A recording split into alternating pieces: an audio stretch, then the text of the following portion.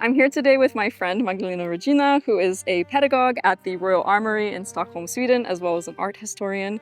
And today she's going to show us around the museum, and it's the oldest museum in Sweden. And what year was it built in?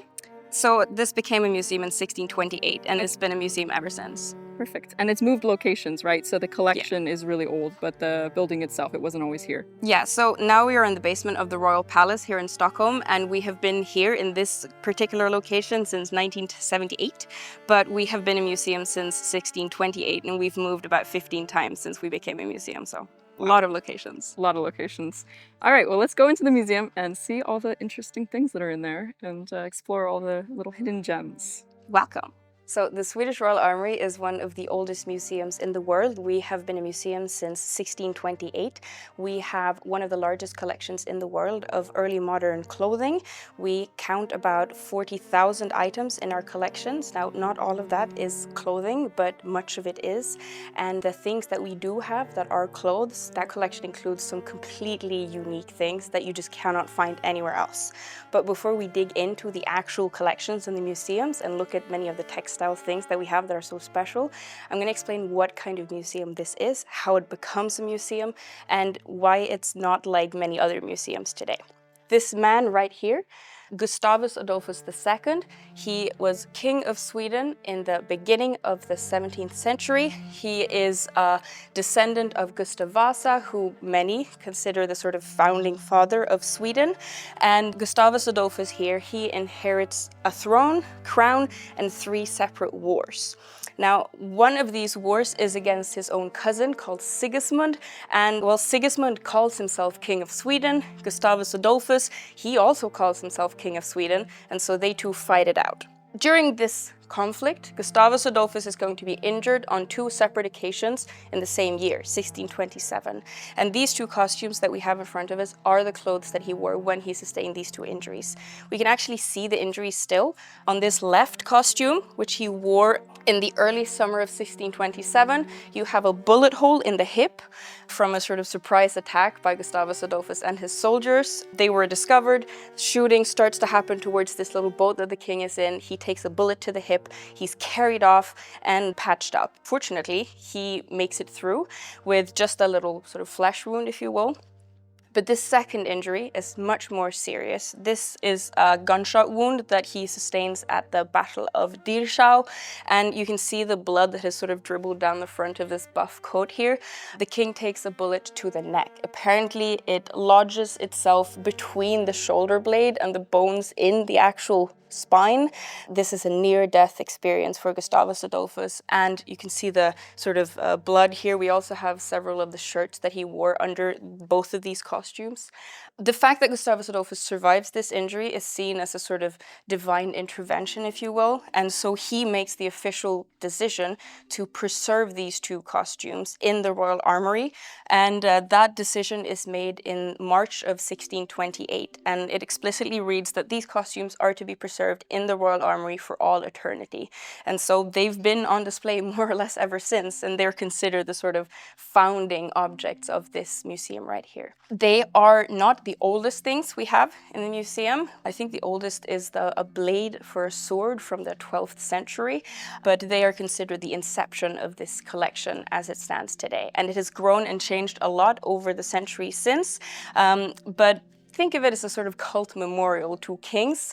Things have had different ways to these collections. Some things are absolutely what they sort of say on the box. Other things, probably not. So the research is ongoing all the time, and many items change information as we have more information about them as well. We have moved now to one of the costumes that are ordered for the wedding of Gustavus Adolphus, and he marries in 1620 to a princess called Maria Eleonora of Brandenburg, and she is much more important than he is at that point. Her father and then brother is one of the electors of the Holy Roman Emperor, and Sweden at this point is a kind of, up-and-coming superpower. So it takes 4 years of negotiating for them to actually agree to marry Gustavus Adolphus, and he travels down incognito to Brandenburg to propose to Maria Eleonora, and he does this under a code name. The code name is GARS. S, and he calls himself Captain Gars. And you might wonder, okay, Gars, what does that mean? Well, it means Gustavus Adolphus Rex Svecia, so Gustavus Adolphus, the King of Sweden. Very incognito. Everyone knows it's him, of course, and he shows up in this incredible costume made with Tyrian purple, silk, satin, and wool, embroidered all over with these fantastic fertility symbols of gold thread. So you have acorns and little flowers and all sorts of incredible iconography here with fertility and abundance in mind. And he shows up with this and proposes to Maria Eleonora, and she just falls head over heels in love with Gustavus Adolphus. She's never seen a man like him before. I don't know if it would have worked on you, this particular costume. Maybe it would have worked on me, I don't know, but it definitely works on Maria Eleonora. She can't eat when her husband isn't there. She can't sleep or breathe when he's not there. She is obsessed with him. He thinks that she's okay, mostly. He's nowhere near as in love with her as she is with him. So Maria Eleonora is, of course, incredibly worried when Gustavus Adolphus goes off to war, and he is off at war almost all of the time. He is going to enter Sweden into this time's big conflict, and that is a war that at the time is just known as the German War, but that we today know as the 30 Years' War. And Gustavus Adolphus's decision to enter Sweden into this conflict is going to prolong the war by 18 years. So that has enormous consequences for all of Europe and for him, because he will die only 2 years after entering into this conflict. And before he dies, he has sort of spun the propaganda machine in an ingenious way. He has proven himself to be an incredibly talented military commander, and this leads to him becoming one of the most famous individuals in all of Europe in his time. Many consider him the sort of father of modern warfare, and the items that we have in this display here are from Gustavus Adolphus's moment of death. They are, in a sense, relics for a Lutheran Protestant country, and what many Lutheran countries do in the 16th and 17th centuries is that countries that undergo a Reformation kind of replace the symbols of saints with the symbol of kings. So kings really sort of hammer home that message that you are to worship us now, and that was a very important identity for many people in this time as well. So the items here are taken from Gustavus Adolphus's body in battle as he fell in that same battle. And he dies in the Battle of Litzen, which took place on the 6th of November, 1632. And the most famous item that we have from this battle is, of course, the horse that we have in this display. This is the actual horse that Gustavus Adolphus rode when he was slain. It is an Oldenburger by the name of Streif, or Streif, as we call him today. Streif here, he survives as an artifact for a very simple reason, namely that he did not die at the Battle of Litzen. He survived the battle and came with the king's funerary procession all the way back up to Sweden. And that funerary procession took almost 2 years because, you know, it was the middle of winter, or he died in November, and you couldn't really drive through Denmark from central Germany the way you might do today. So they really had to take their time to get the king's remains back after he had been killed in battle. And Streif, he comes along and he survives for about 6 months after the king dies. And legend has it that after his owner died, he didn't want to eat or sleep for several months, and that's why he died. We have no real evidence that that's what actually happened. But as far as we do know, he is the second oldest taxidermied horse anywhere in the world. And he is our mascot. You can see him in this little pin here, and he is in our logo as well. The first descriptions of visitors coming to see Streif here, they date to 1644, so he has been on display for a very, very long time, and he has always been on display. Even though the museum collections have moved almost 15 times, he has always been up, and the only time he is put away is during the Second World War, when there were fears that Stockholm might be bombed, etc., and he is placed away in a hidden location. And when he is taken out again, all the newspapers are full of poems in his honor, and people are so happy that he's finally back. This is what we call the heart cloth.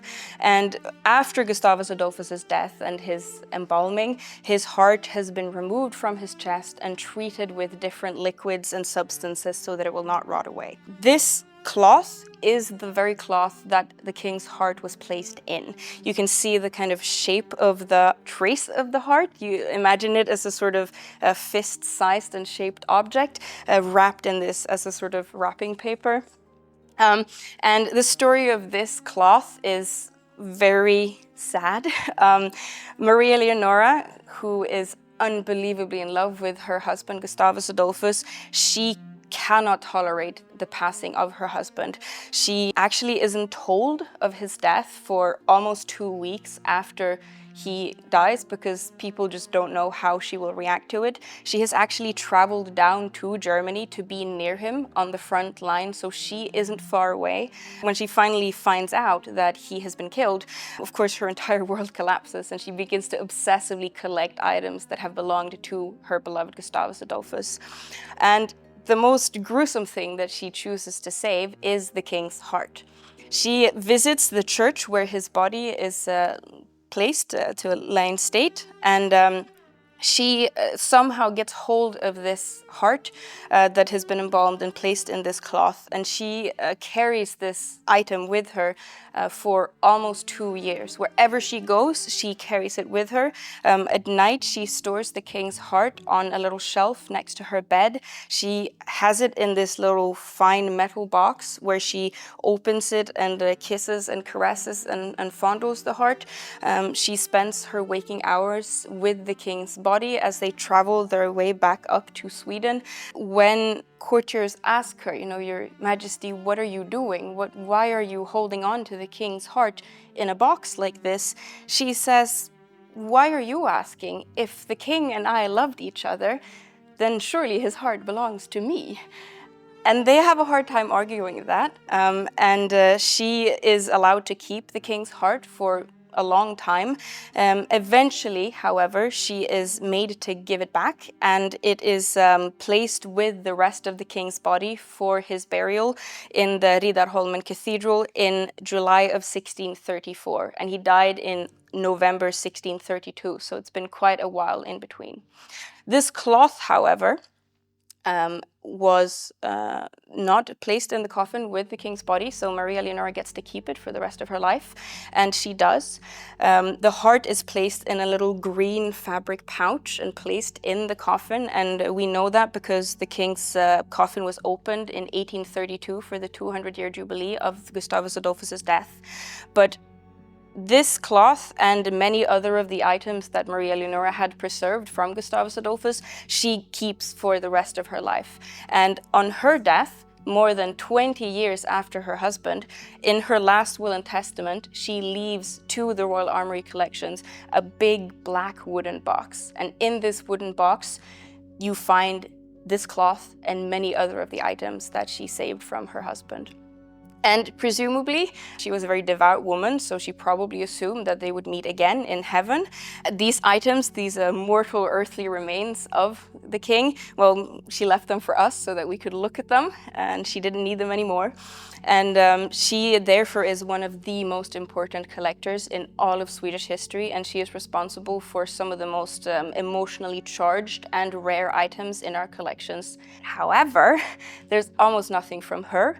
This collection is a carefully curated memorial collection that serves to perpetuate for eternity the memory of some individuals and some of their deeds. It is not a wardrobe, it is not a complete collection, so we have almost nothing from royal women up until, or sort of dating to before the mid-18th century. So before then, Maria Leonora and anyone of her status, it doesn't matter if you're queen, there's not going to be a lot of items in our collections from an individual like that, even though they are very important for preserving some of our most special artifacts. If we roll back the camera to before Gustavus Adolphus died, his and Maria Leonora's most important task was to have a lot of children. And they have several, but infant mortality is very high in this period, and for the 17th century, we usually say that about half of all children born die before they turn 10.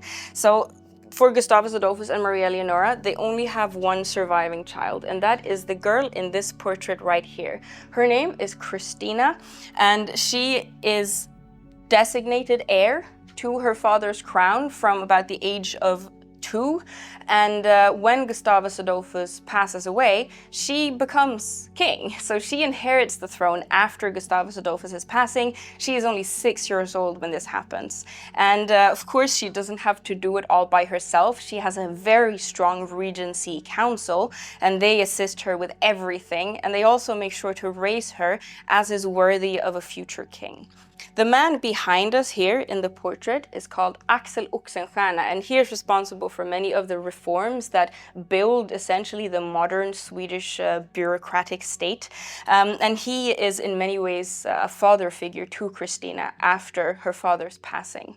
Christina, she is a very, very intelligent and stubborn young girl. She learns 9 languages. She develops a huge passion for history, rhetoric, philosophy. She becomes a practicing alchemist, for example. She is a libertine skeptic, a stoic, really a very interesting figure that has been the focus of a lot of research historically, and that all different time periods of researchers have tried to turn into different things.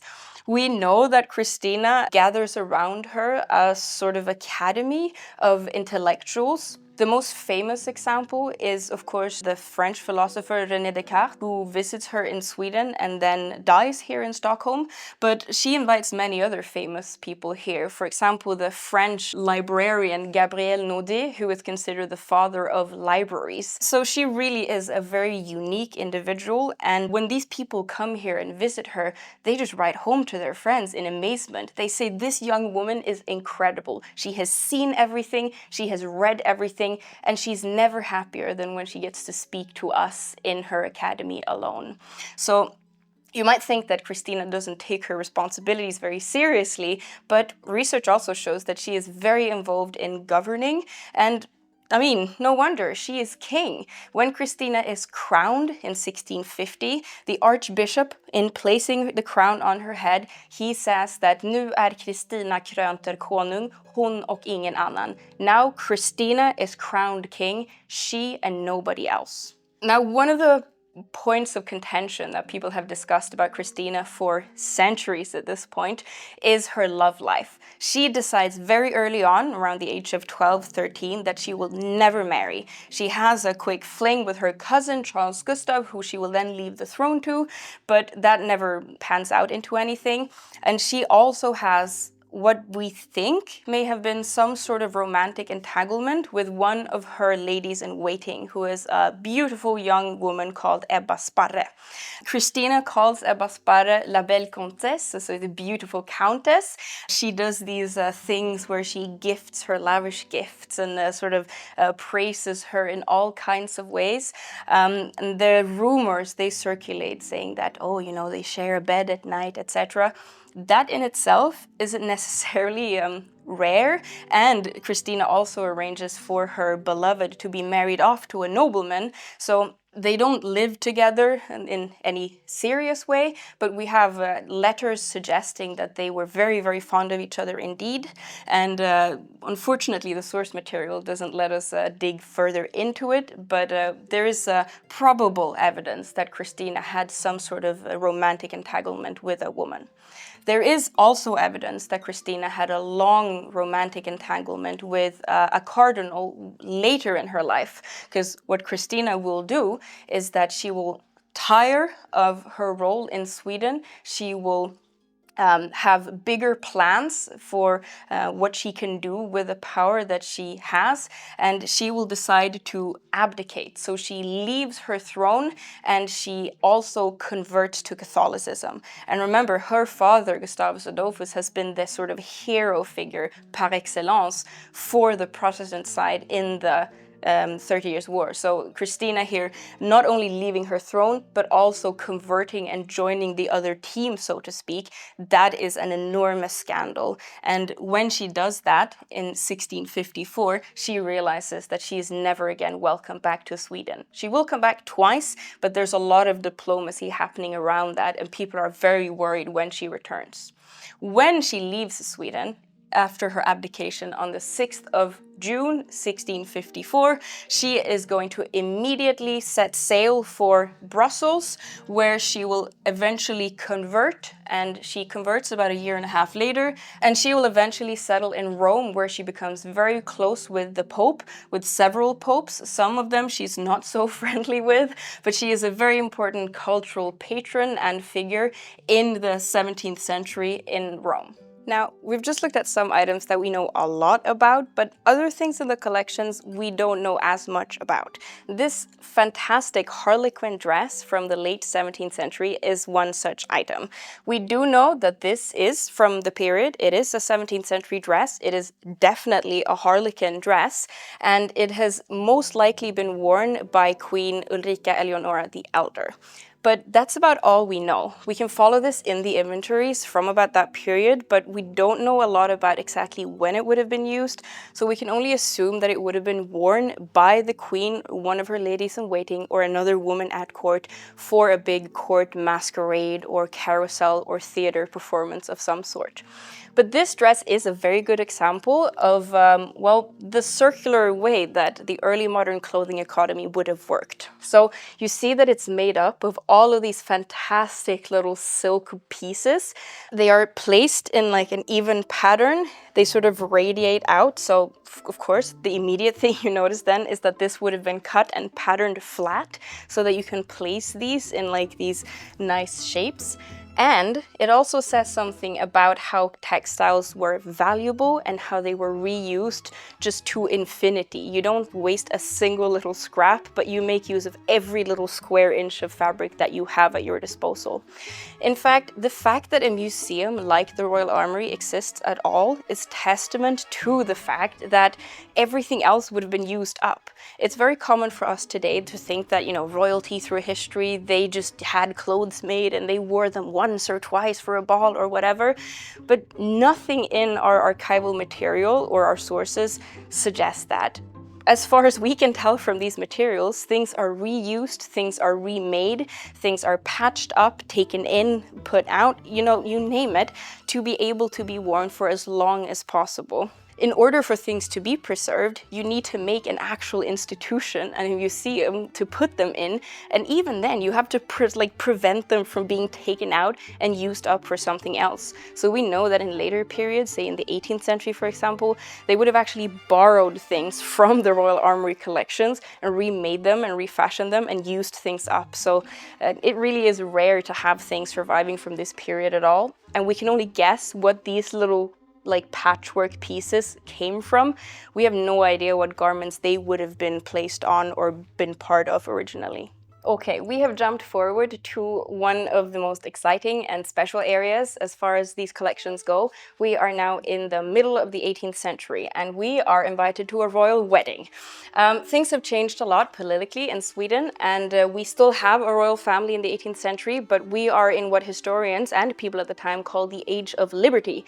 This means that the king and queen are mostly symbolic and have no real power. Instead, Sweden is ruled by a sort of proto-parliamentarian system, which mostly means that the nobility get to rule the roost. And Parliament, they have chosen that the future king, who at this point in time is just a tiny little boy, he is going to get married. Who is he going to marry? Well, he's going to marry a 4-year-old princess. He is 5 and she is 4, so at least they're the same age.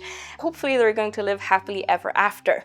She happens to be the daughter of enemy number 1, namely the King of Denmark. So the future King of Sweden, Crown Prince Gustav, is going to marry a Danish princess by the name of Sophia Magdalena. And these are their wedding costumes, and as you can probably see, they don't marry right away. They're going to wait 15 very long years before they say yes to each other. During this long period of waiting for each other, they send letters back and forth, but they never meet. They see portraits of each other and get to know each other a little bit, but the time to meet is the time to get married. So she has all her stuff prepared. She has this incredibly lavish bridal trousseau prepared, and she travels to Stockholm with 38 coaches of beautiful clothes. She has a coffee service, she has a tea service, and she has a hot chocolate service set. So she is well prepared to host lots of tea parties.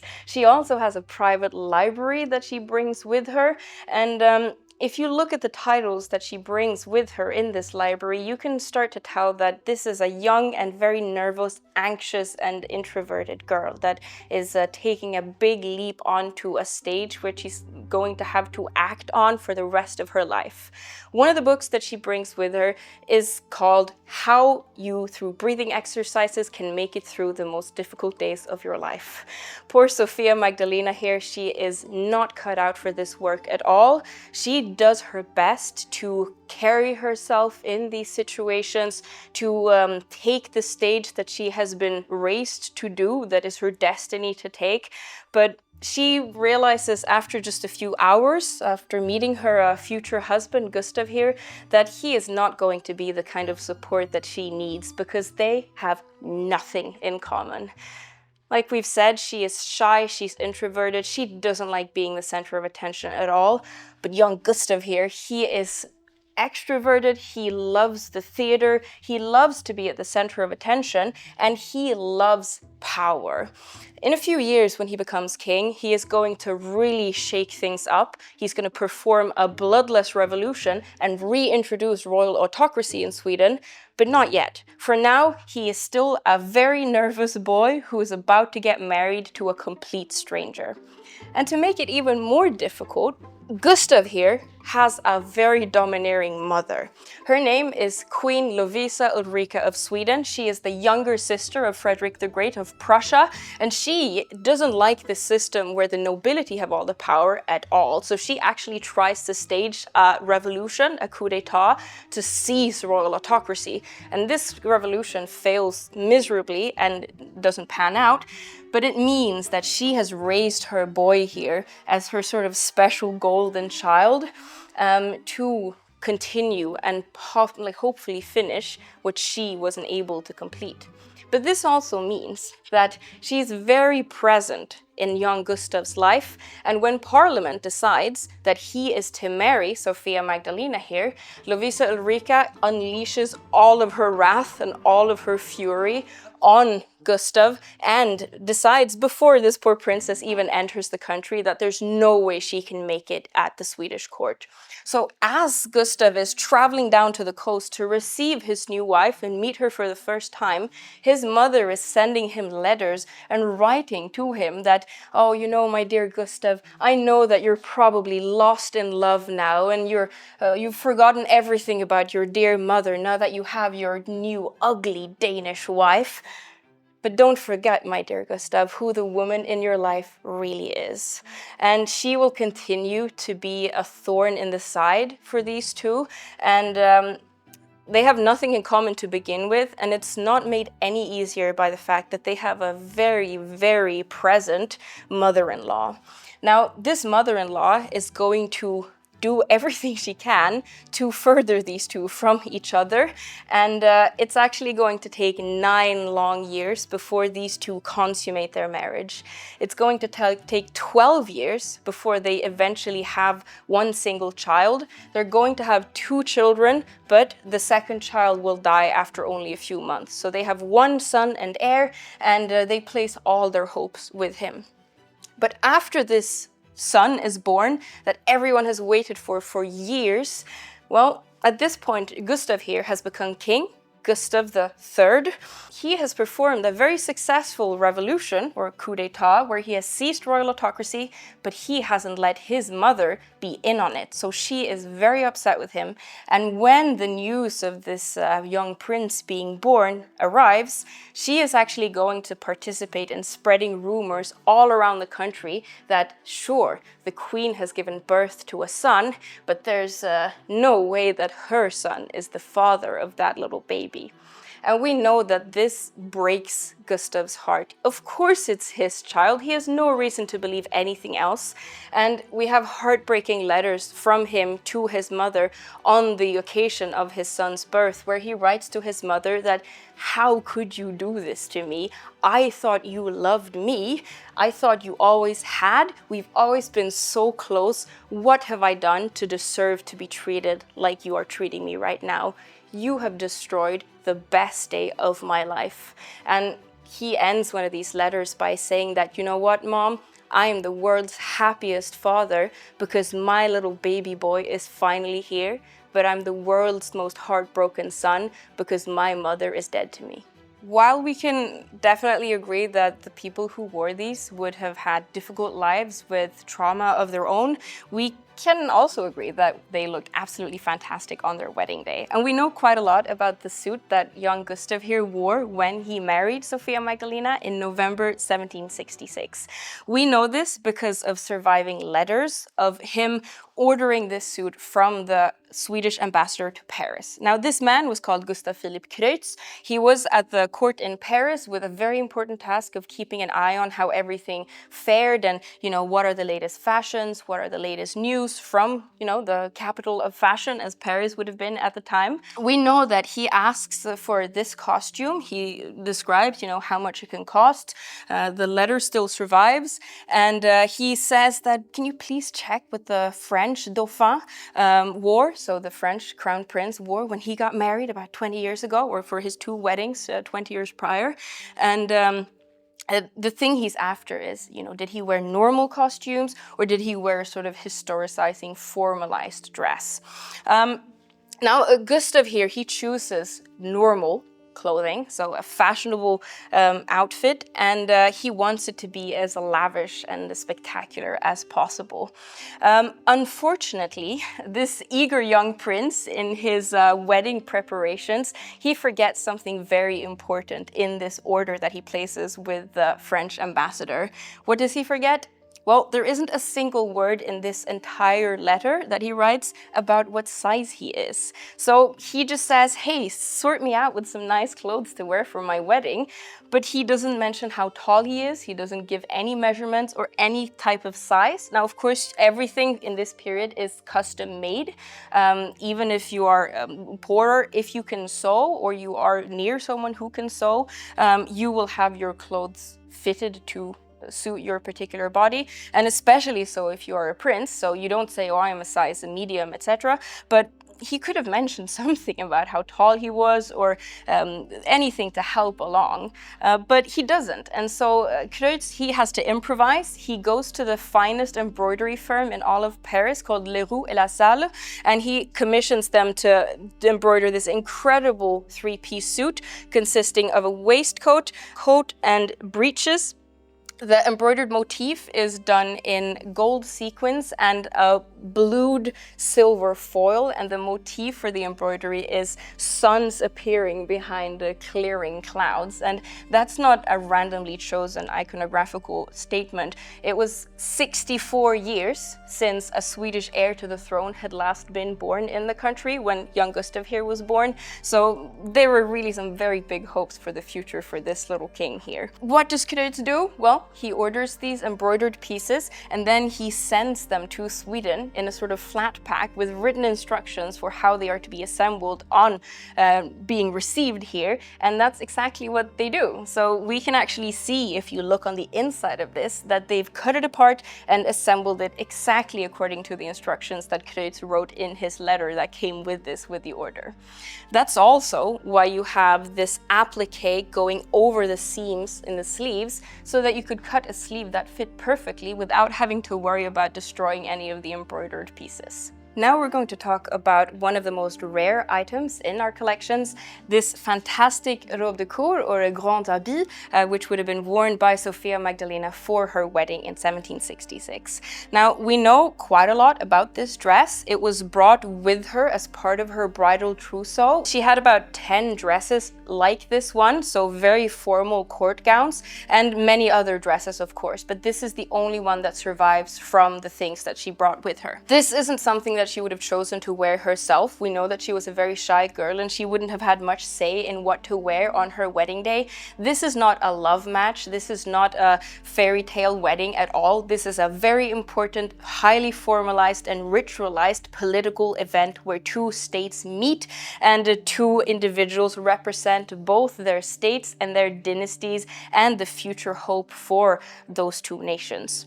Now, Sophia Magdalena here, she is wearing a garment that is mandated by law for royal women in this period. And that, of course, makes it a sort of costume that women who marry and who are of a certain rank are expected to wear. And this is in 3 pieces, so it's technically not a dress. We have the boned bodice called the corps or the corps baleine, and it's boned with long strips of baleen. If you take a photograph of this from inside, you would be able to see all the different strips. Also worth mentioning is that this dress in its entirety has been measured, and there is a pattern of it in the Patterns of Fashion book number 5, I think. And the second part of this dress is, of course, the underskirt. This is worn over pannier or hoop skirt. It looks, I won't say plain because this is still a silk and silver thread brocade, but it would have been more decorated when she wore it. And we have no surviving depictions of her in this dress, but we know from the inventories that there would have been 114 flower bouquets sewn onto the skirt, and those flower bouquets were made of pure silver. And they were picked away and melted down after the wedding because there was a limit to how high a value you would be willing to store away in an armory collection like this. But the decision to save these and to put them away was made almost immediately after the wedding so that they were preserved for posterity. The third part is the train that's sort of hanging, and the train is a very ritualized and symbolic part of this outfit because part of the ceremonial that went with the whole wedding ceremony consisted of who got to carry the train, who got to do what with it. That means that you really need to understand this garment as a sort of chess piece. It's a prop that that makes part of a ceremonial that many people are part of and enact together. So think of this as a sort of set piece that enters into the ceremony where she represents not only herself and her wishes, but a lot more. Well, what she herself thought, we don't know. One of the most common comments about this is that perhaps she must have been very uncomfortable. And well, of course, this is not something that many of us would find comfortable today. I often want to remind visitors to this museum to consider how obsessed with comfort we as a culture are. We think about sweatpants, we have triple glazing in our homes, we have these big soft couches and sofas to sink into, and our first thing to think about is always how comfortable is that? I mean, this is her wedding day, this is her wedding gown, and she is in a highly public, dynastically important moment in her and her nation's life. Whether she was comfortable or not was probably relatively low on her list of priorities. So when we look at this, it's easy for us to project our time and its values onto it, but we should probably try to think a little bit also about what it represented to her contemporaries and to the people who this would have been meant to symbolize something too.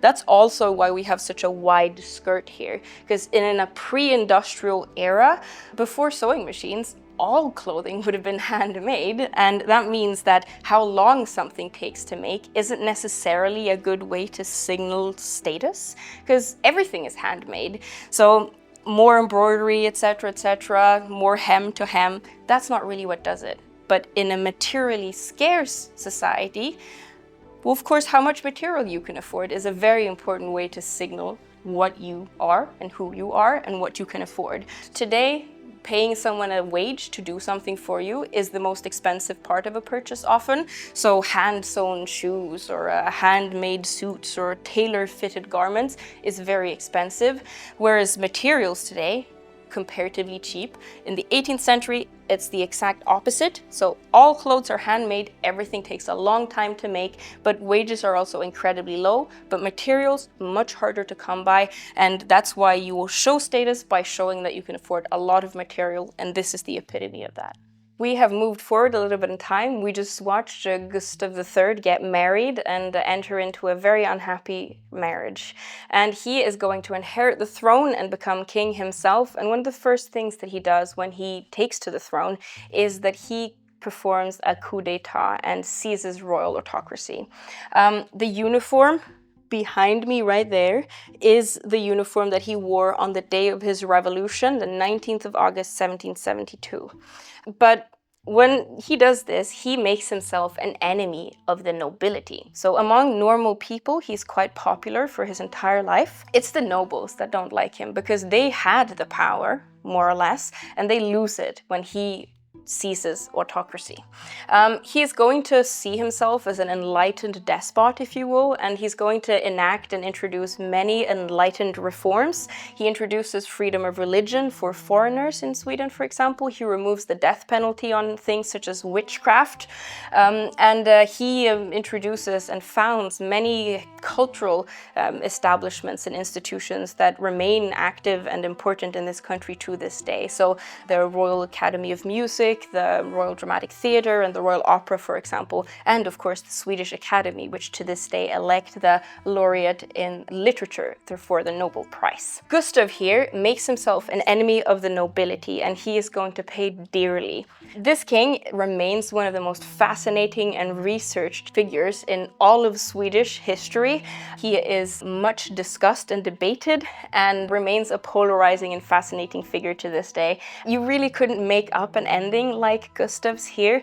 He has a very controversial time as king where some people really like him, others really don't, and eventually a group of conspiring noblemen are going to conspire to murder the king, and they choose to do it in a highly public spectacle kind of way. They shoot the king at a masquerade ball at his own royal opera house. Now, we know quite a lot about how this conspiracy unfolds, and the way it pans out is that the king is present at the masquerade ball. He is wearing this very costume, so these are the exact clothes that Gustav III wore on the night. He is there with his friends, they're waiting to join the festivities, when all of a sudden the king receives a letter of warning. And this letter of warning reads, "Your Majesty, please don't go to the opera ball tonight.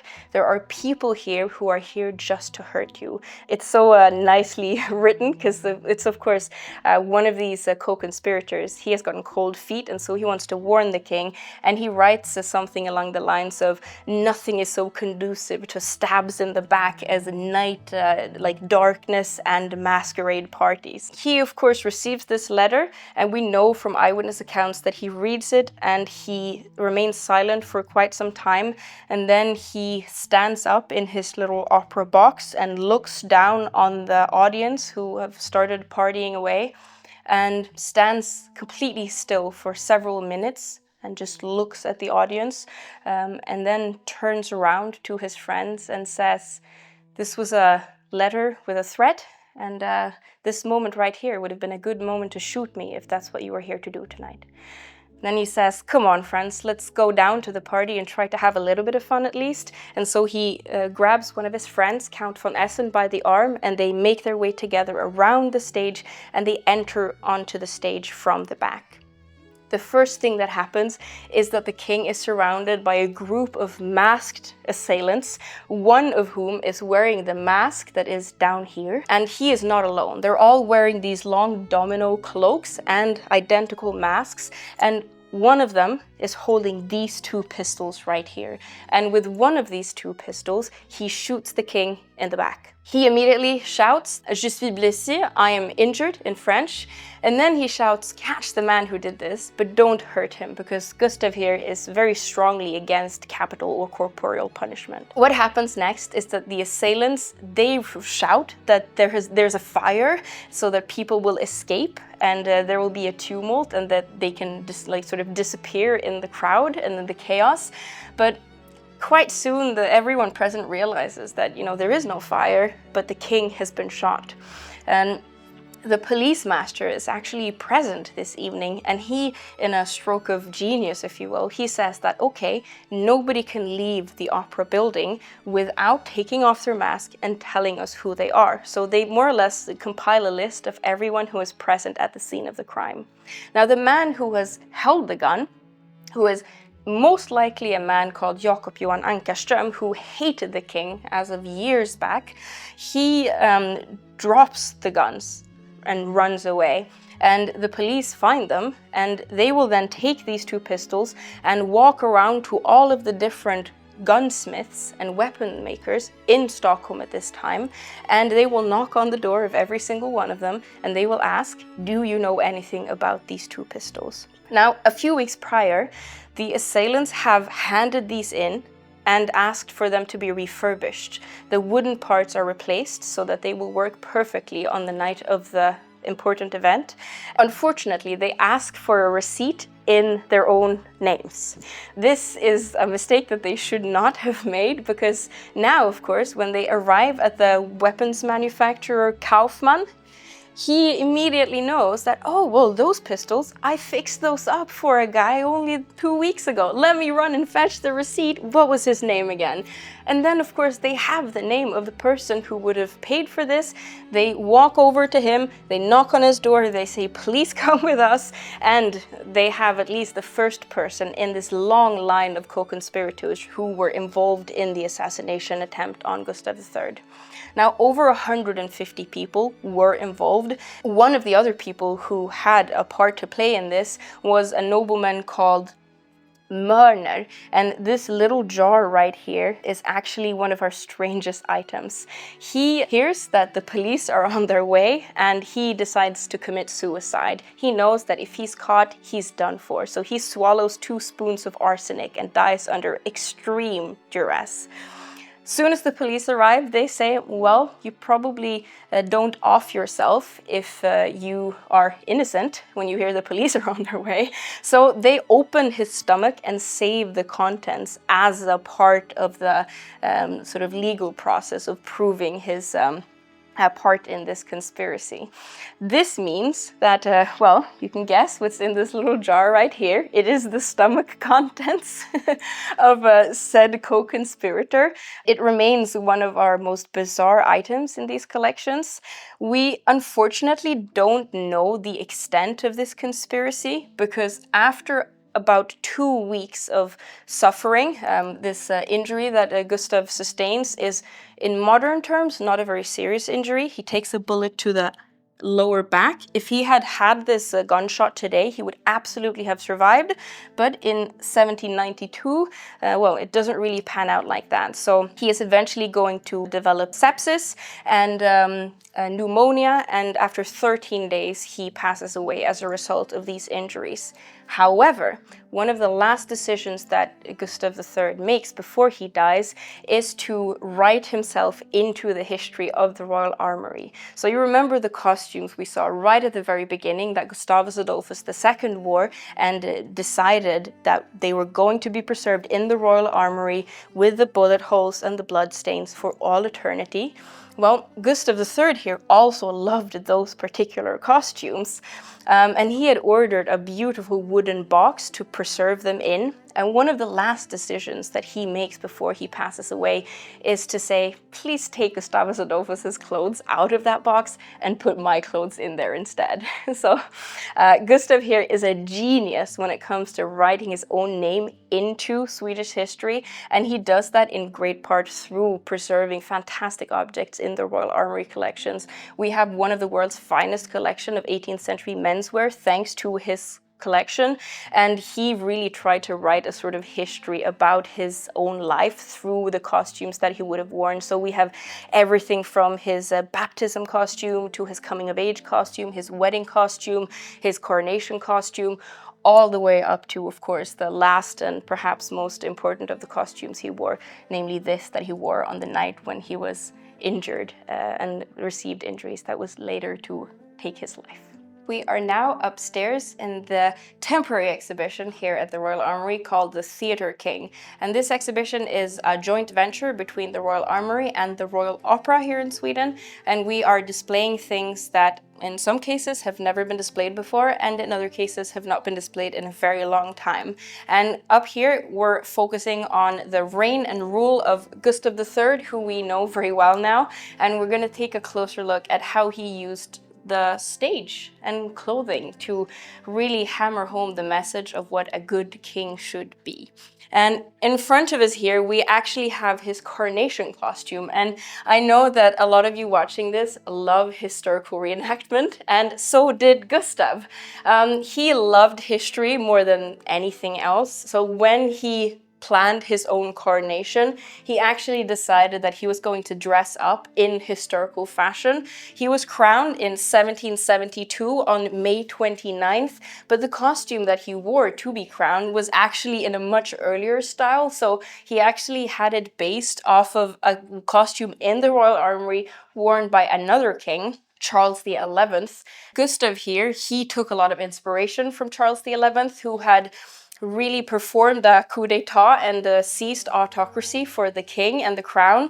And Gustav here was going to do the same just a few months after his coronation. So he dressed up as Charles XI and wore historical fashion for his own coronation. His queen, Sophia Magdalena, who you know now, she wore a robe de cour again, three-piece gown, just like the one we just saw. Actually, I think there are about 9 or 10 of these surviving in the world, and here at the Royal Armoury we have 4, and 2 of them belong to Sophia Magdalena, and this is one of them. We also have the coronation costume of Gustav's mother, Lovisa Ulrika, who spread all those rumors about her son and grandson that we talked about previously. And we have the wedding costume of Gustav's sister-in-law, Hedvig Elisabeth Charlotta, from her wedding in 1774. And that dress is on its way right now to be part of the big exhibition at the Victoria and Albert Museum about Marie Antoinette, so you'll be able to see that there. This robe de cour, however, was made in Sweden, and it has one of the longest trains of any dress we have in our collections. The train measures almost 6 meters, so very, very long.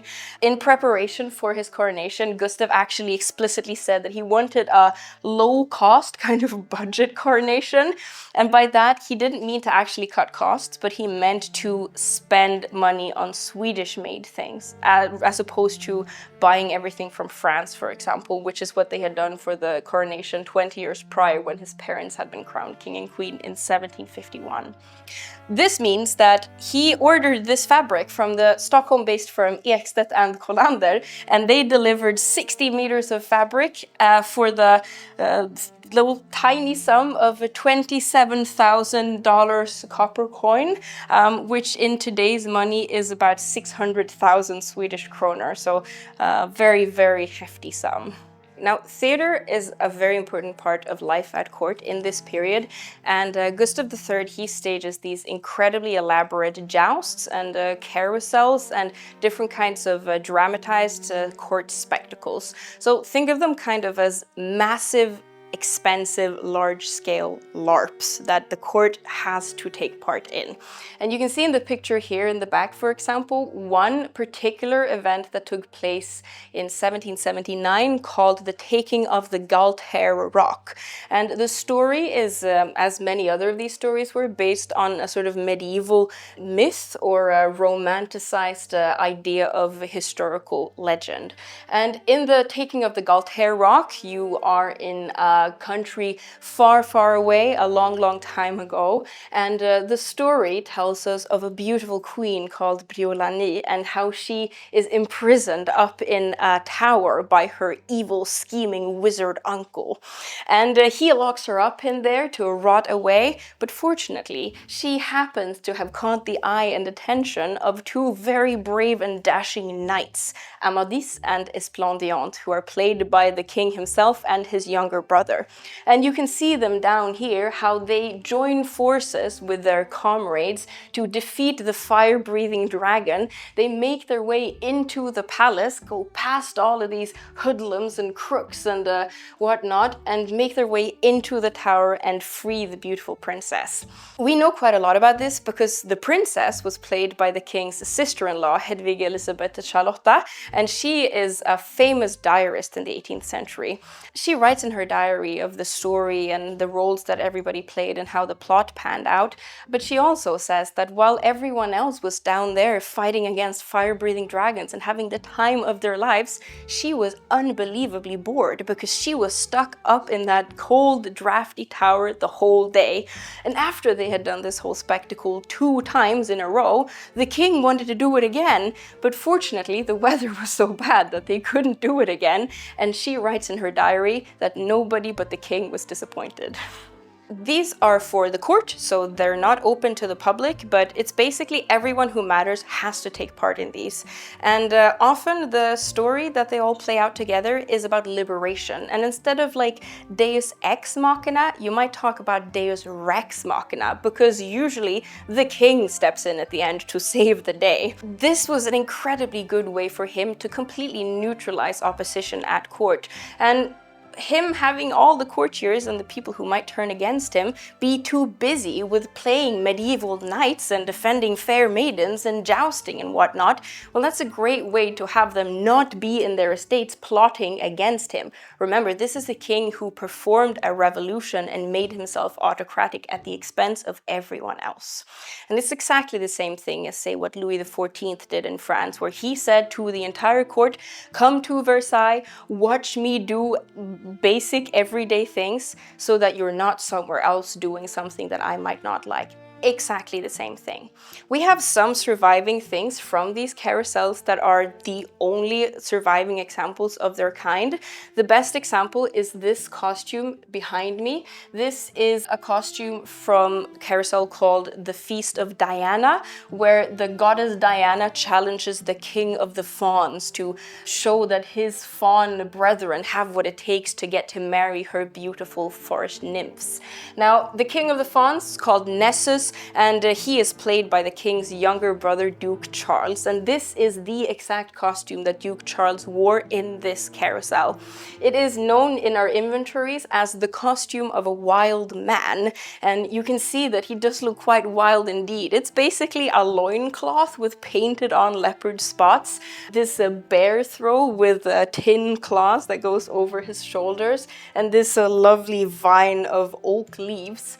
And I want to make sure that you know that in the inventory, this is explicitly written as colored of flesh, so it's basically meant to be topless for a very, very pale and pasty 18th century prince. So this is basically a Tarzan costume from the 18th century. It is the only surviving example of its kind, and it's never been on display before. So now that it's here, I hope it gets to live rent-free in your mind for the rest of your lives, because I can't forget it. No matter how hard I try, this is my favorite thing in all of our collections. So the things that we have seen here on the temporary exhibition on the top floor, they will be on display until the end of 2025, after which this exhibition is taken down and disappears and replaced by something else. But the things in the main exhibition on the bottom floor, they remain there, and you are very, very welcome to come visit the Royal Armoury here whenever you want. We are open most of the time.